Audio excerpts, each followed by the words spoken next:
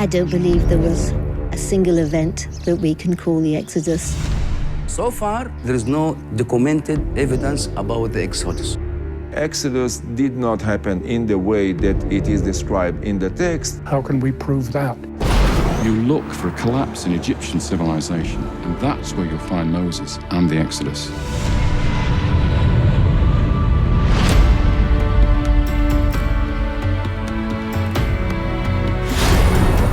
If people are telling us that there was no Jericho at the time that Joshua conquered the Promised Land, why don't we ask the simple question, when was Jericho destroyed? Do you think this is Joseph? Either it is Joseph or it's somebody remarkably the same. We have tombs that are clearly those of foreigners, Semites. We can tell this by the pottery, by the kind of weapons. These are not Egyptian type daggers. They have donkeys in some cases buried with them. This was not an Egyptian practice. This is real evidence. Look at your evidence and come to a conclusion based on the evidence. Moses had written down all the instructions from God, as well as the history of his people. Did Moses read the Torah? Frankly, I don't think so. I don't think any mainstream scholars would any longer hold that view. Most people were illiterate. And so who would have written it and for whom? There is no reading public. The Lord said to Moses, write this in a book. I think it comes from Moses himself. I can read it. This etching, this inscription somewhere in the Sinai desert is actual plain biblical Hebrew.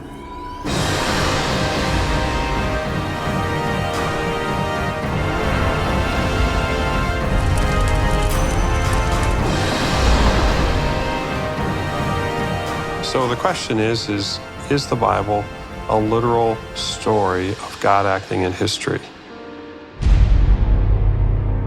I've been searching for evidence of one of the greatest miracles of the entire Bible, the miraculous parting of the Red Sea. My first question as a geographer is, where was the sea that was parted and crossed? So what do you think the crossing site, where would that be? Well, for once, I'm going to follow the conventional argument here. I think it is possible to demonstrate that it took place in close proximity to Egypt. I know that some people would say, well, there were probably 5,000, maybe 20,000 Israelites. This matter of large numbers is a very, very thorny issue. There has to be enough Israelites in order to make Pharaoh and the rest of Egypt scared. Whether the 10 plagues happened is a miracle. Whether the Red Sea parted is a miracle. Archaeology cannot prove or disprove a miracle.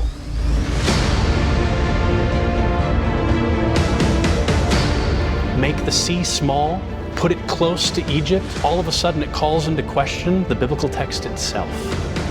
And you cast their pursuers into the depths as a stone into mighty waters. What sort of people could stand the strength of the wind that would part that depth of water? Nobody could stand and walk that land bridge in that sort of wind. It would be impossible. Why is it important to think about these things? At the end of the day, we're really talking about a miraculous event of unprecedented proportion, of God's miraculous saving power.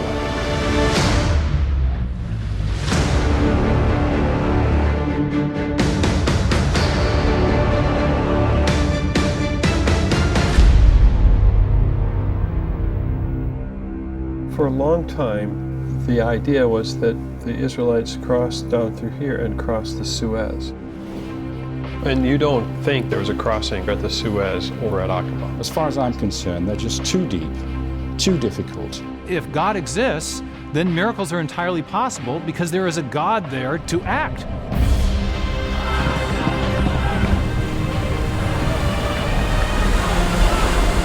And had you ever seen a chariot wheel before? My eye caught something. It was circular in nature. Two wheels stand like this, right, with an axle in between. Right. Circular shape, for certain it's not a coral reef. If you've got evidence, maybe it should be certified in some way. This was the only time that I had seen anything definitive, period. How can we make a judgment on something we've never seen? What you're saying is not wrong to look. We need to look, but we also need to verify.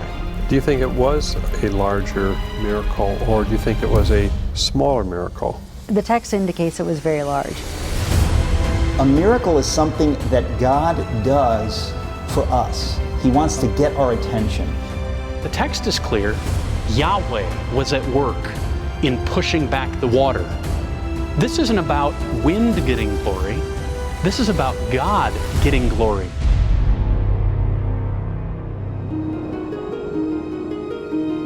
For the last 50 years, Exodus explorers have been searching for the true location of Mount Sinai.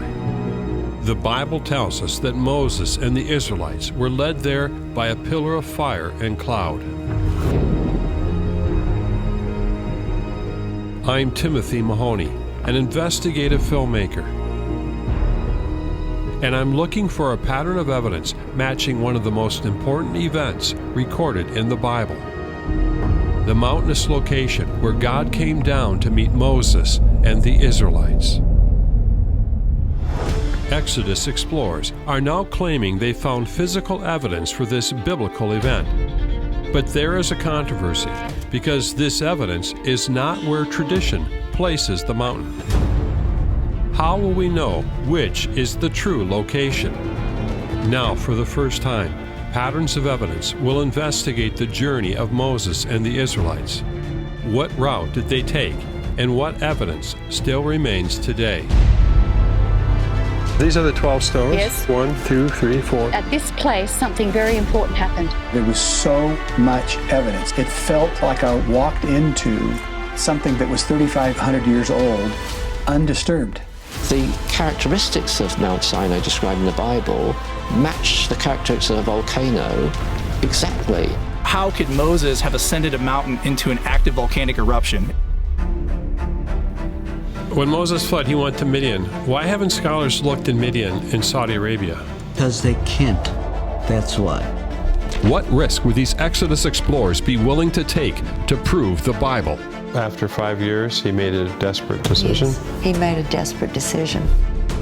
That just kind of poisoned the well for everyone else doing to do scientific work in the area. And they put fences up and keep people away. This Jeep roared up and 3 desert policemen jumped out, and these guys are waving these AK-47s right in the faces of my children and just screaming, "Get out of here." We can't get into the area, but we can see what we need to see through the fence. They stumbled upon something that was pretty unique. Is this the holy altar where God made a covenant with the nation of Israel? They didn't use it for sacrificing animals. What else would you use it for? Once I realized what this site was, I dropped to my knees. Have they found the mountain of God where Moses received the 10 Commandments? Why would you go to church every week? Why would you pray? Why would you look forward to the future if the whole foundation of what you are doing this for is fiction? This is some of the most amazing, awe-inspiring, foundational, miraculous acts of the Lord throughout the entire Scriptures.